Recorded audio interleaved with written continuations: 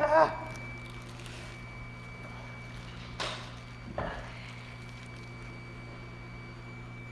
Oh, Ray.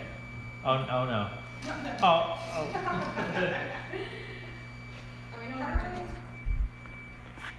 What? Is that one on? Yes. Like it's filming. I think it's working. Oh, he wants to be. Come here, bud. You want to be? Come here. Are you? Who's on YouTube? I can do YouTube. What you doing? Facebook? Cool. What? Yes. So we are live on YouTube and we got Facebook going. Welcome to. Wow, he's really exploring. Good for him. Ray. Nope. Don't hit the cameras, Ray. Okay, phew. Today we have earplugs in because we're going to be playing with this Filabot Industrial Reclaimer. This is our grinder unit. This is the unit that takes failed prints and other waste plastic and turns it into the shavings and pellets for extrusion.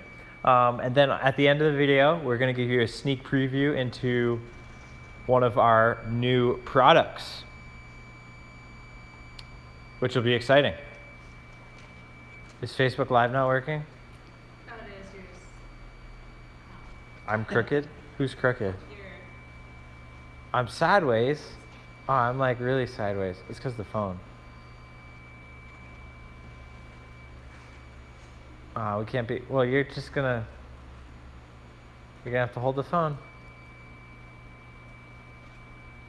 You're gonna have to hold the phone. The whole thing go that way? No. Okay, technical difficulty. Okay, 1 second. Oh, nice. Thank you, Josh. Okay, back to the video. Filabot Industrial Grinder. Can we see the hoses? Oh no. Why we have like this really bad echo going on?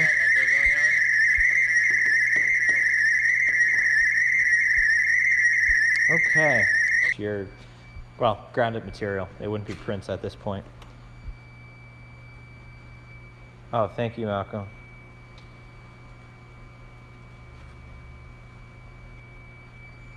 Okay, I think we're back with good audio on the iPhone or YouTube. Maybe. Okay. So that's the very basic grinder thing. The grinder is a bigger unit, as you can see. It's like chest height. I am a short guy, but it's still pretty big. Weighs about 600 pounds. Has to be freight shipped, but really strong unit. I could do 170 pounds of throughput per hour. There's a screen underneath that's used to size the material as it goes through, and that is what we have found to be key with grinding. So there's some prints back here that I will grab. So we've all seen a bunch of failed prints. I think Josh is going to step in now, right? Or you're only stepping in with the cleaning? Okay. So we all have earplugs in. I don't know if anyone watching the video can tell, but we're speaking a little loud and yeah. Oh, you don't have yours in? Ray, it's gonna get loud. He has no clue. Our shop dog. So I'm gonna turn it on.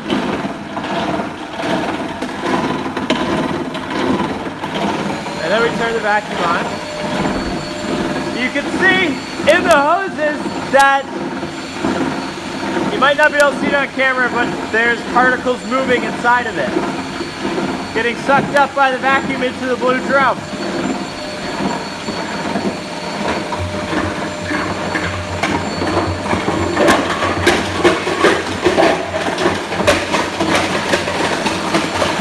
I wonder what decibel level we're at. Not that one?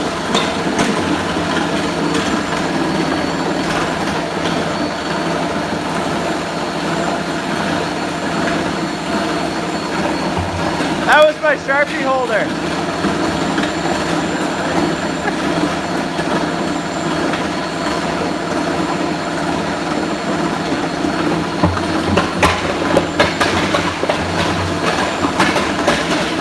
What? Safety glasses? What about them? Oh yeah. We're all about safety here.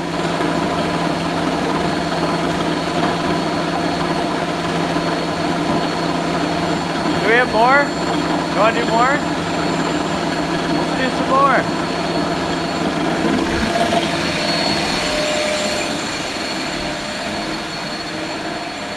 You can throw them in here.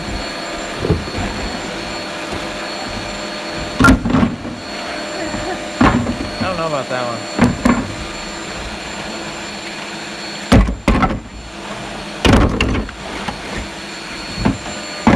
When we're done grinding, make sure it goes empty.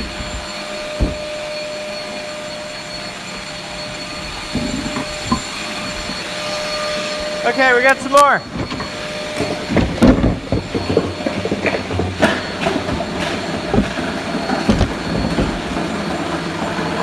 One thing you will want to do when you are grinding is you want to remove all the flute tape or Kapton tape that's on the, the print.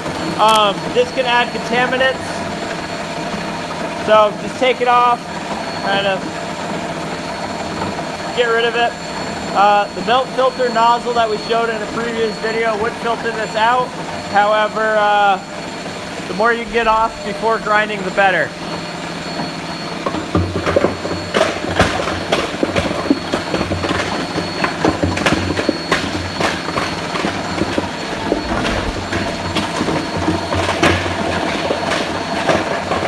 When you have thicker pieces of plastic or failed prints, you're going to want to feed it slower into the grinder. Like this is kind of thick, so we wouldn't want to throw a lot in at once.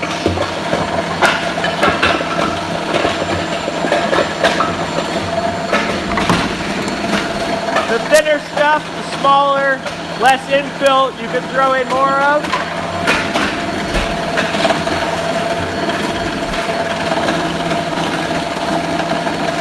It'd be really embarrassing if it jams, so.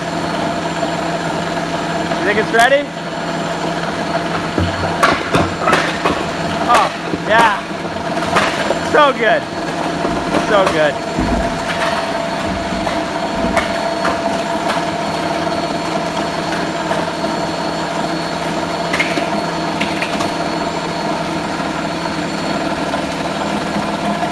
That might be a cool shot. Can we do that with these cameras?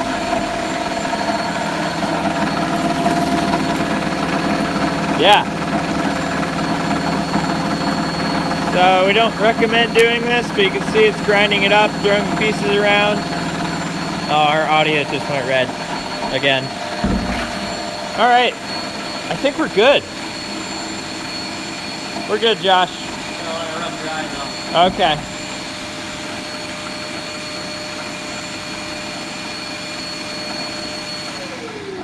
Sweet. Take these. Can we recycle earplugs?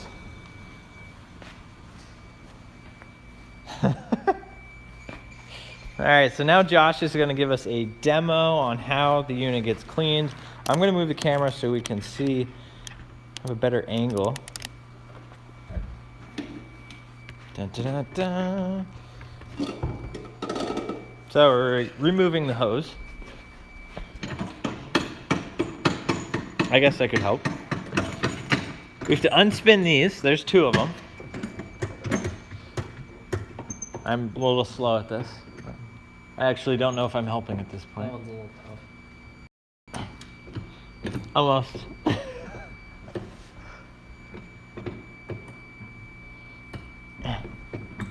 Did I get it? Yeah. Okay.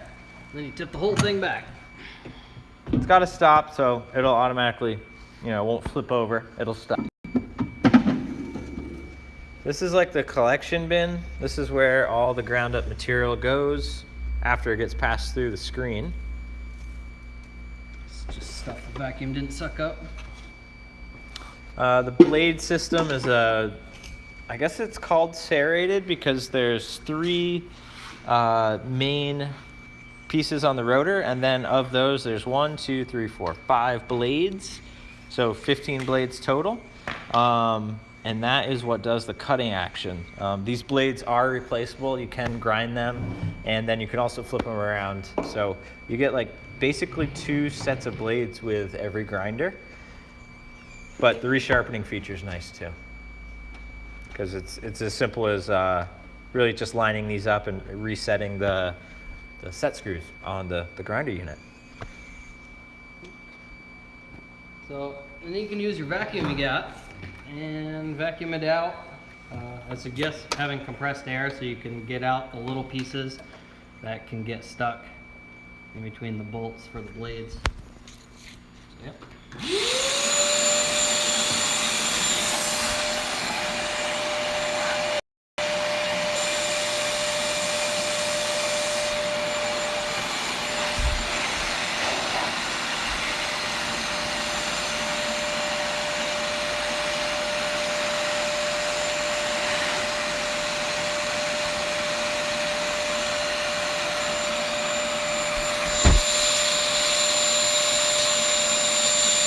If you don't want to use your hand, cut yourself. You can use a rubber hammer or something, and you can push the blades to turn them. You can get to every little piece. That's a good idea.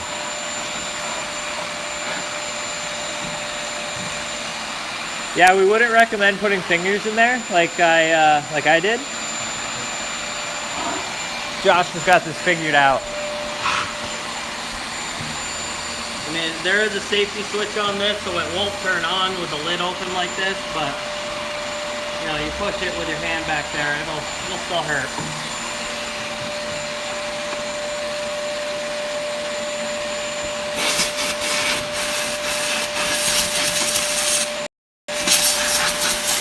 What are some of the weirdest things you've had to grind up? Do a lot of PLA, but gotten some metal in here that have stopped the blades before. Yeah, that's not good. Yeah, that was fun. You want to look for metal in all your failed prints. Make sure there is no metal. I caught a bearing once, like a ball bearing. That was scary. Oh, we ground. We have another grinder. You can see it. It's that old one to the stage left. Is that stage left, or is that? Anyway, that one over there. We ground up some denim. It was like a used one we got off eBay. We've ground up so much. We used to grind up Legos for colorant way back, like in 2011, which is pretty interesting. Legos are expensive. Okay, sorry. And we're back to taking the grinder apart. So next there's a screen that's under here. You gotta take out these 2 bolts. This fancy ratchet wrench comes with it. And it's got a holder for it. That's nice.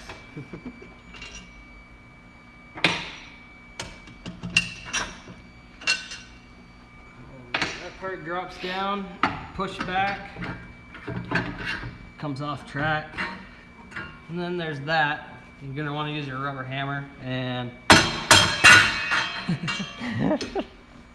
out comes the screen.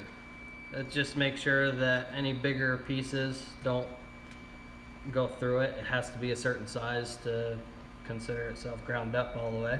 Could we can you hold that up? So I can do the Facebook one in a second.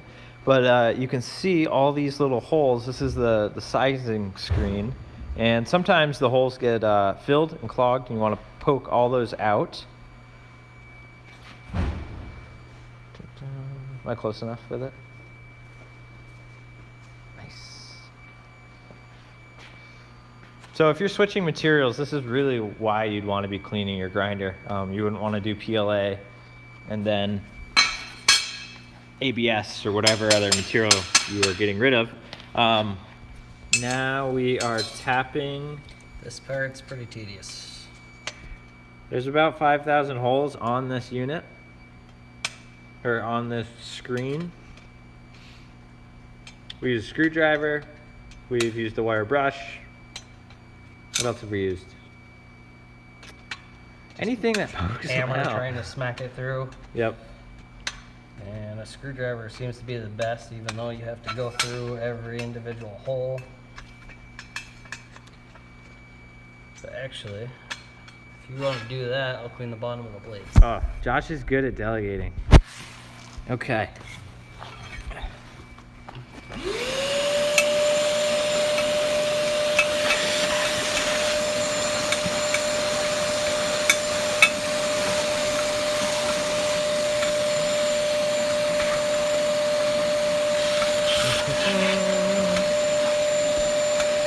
Maybe I should count. How many are in there? Yeah.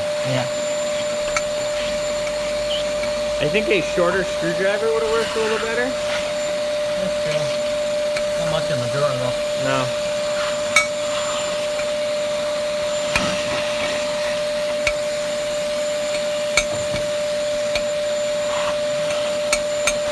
Dun, dun, dun, dun.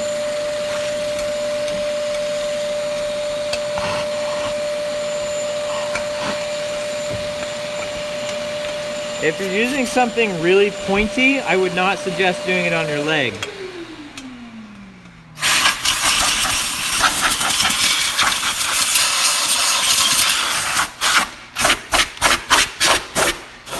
Can't get that one.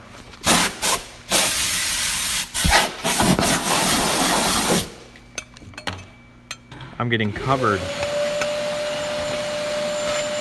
All right.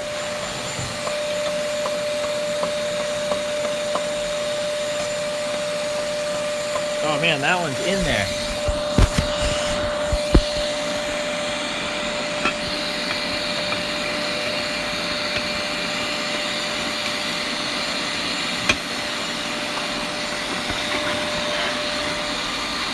Okay, let's get full screen here. And now you can see the screen is completely empty, I think. And there are not any particles in the screen. And Josh has cleaned the bottom of the blades and that whole contraption under there. Cool. Now, putting the screen back is a little tricky. You have to get it just right or the blades will hit on it, which is not good. So there's a slot, as you can see, that just comes right off if you want it to. Slides all the way in and it comes up, and then... So it's like this track that's cut here, and then I think it like loops back around, right?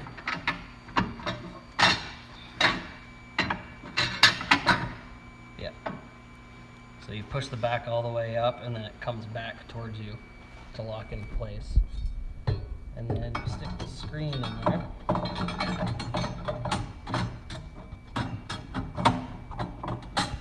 The screen does have some notches on it, and then also the metal piece does have notches that you want to make sure are lined up. If they're not lined up, that screen won't sit right in the bottom of the holder. And basically don't need to say basically on it. The blades will grab it and just stop it, which we did the first time. I did the first time. Another thing, before you put the bolts in, you want to tighten it. See, like, I have it hitting. Yep. So that's not good. So that's your little like check you want to do.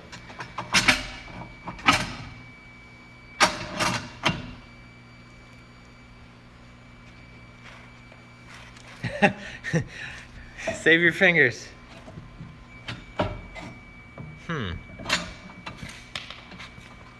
Like I said, this part can be a pain, getting it back in there just right. We staged it this way. We set it up like this.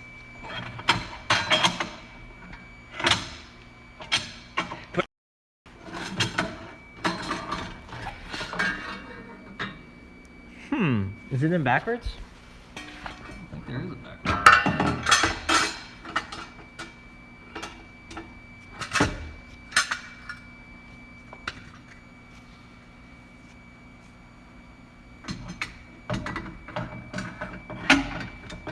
We do have different screen sizes available.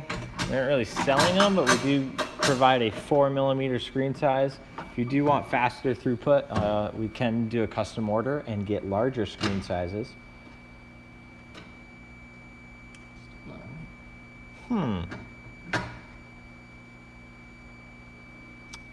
What else about this grinder? Do you want to talk about why we do the 4mm screen? Yes. So Whitney asked why we do the 4mm screen. The reason we do the 4mm screen is because of filament. So 2.85 and 175 filament.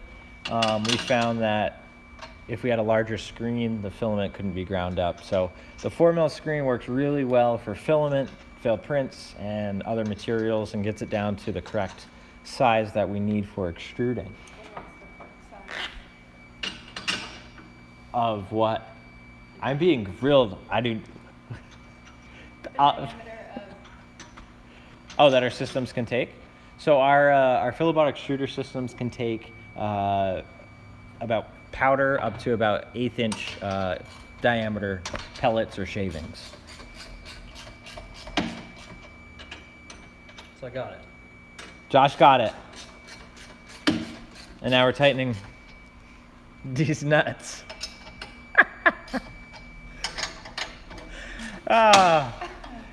I wasn't gonna say it. I really wasn't.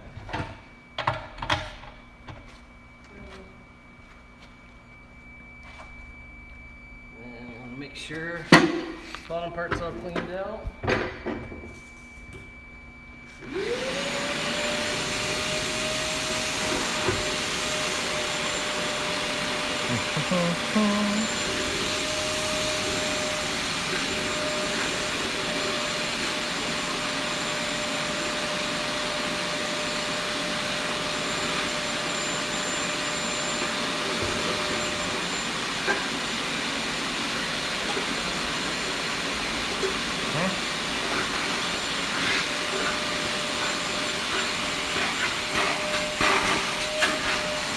We got questions?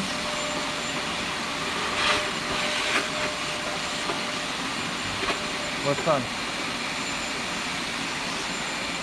Oh, how often do you need to clean? Are you supposed to be reading these to me? Should I type them? Oh. So you want to clean this whenever you are switching polymers. So if we're going from an ABS to a PLA, or if you need to switch back to PLA, you need to clean it. You don't want to contaminate your material. So if you're just running PLA, you really never need to clean it. I mean, you're going to have the throughput issue, I guess, with the screen once it fills up. If you clean the screen out, you'll have your, you'll be back to normal throughput. So just like this bottom piece that holds the screen in, there's a little lip on the back.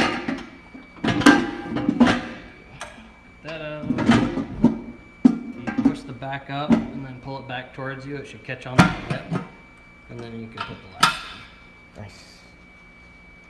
And then you pull that back, make sure the safety thing's out of the way. And then this is the safety switch right here. There's a little piece of metal that goes up into it. Best way that I found to do it is put it in and then screw it in. Don't try to screw it in and have that piece lift up into it, because it could miss and then mess up that sensor. Another trial and error thing there. Not good with my left hand. Yep. Okay. Josh has got it. Thank you, Josh. So much quicker. He knows what he's doing. Da-da-da. So that's the grinder. That's the first step to the recycling process. Size reduction, getting your material down to size. We're good to go. Put that back in, and you can stick the hose for vacuum back in the barrel. Done. And all the fittings. So this is like one complete package here. And that's the grinder. From anyone. Readjust the camera for the next piece. Da-da-da.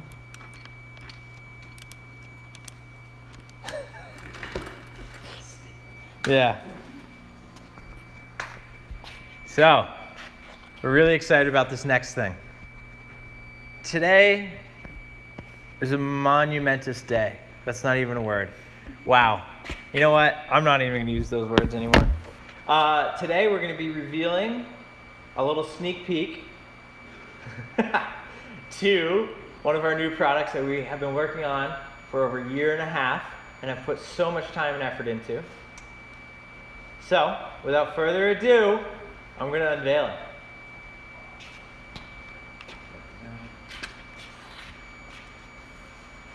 I hope it comes off all right.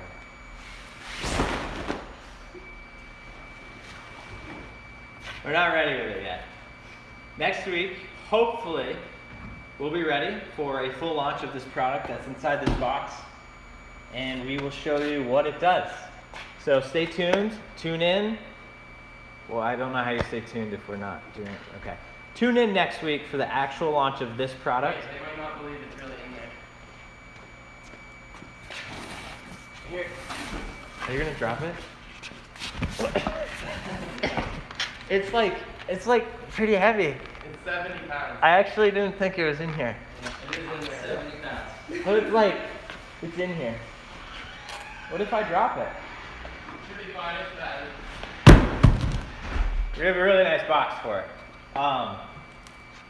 Yeah, this is our new thing, and we'll show you next week. Thank you. We're good. That's a wrap.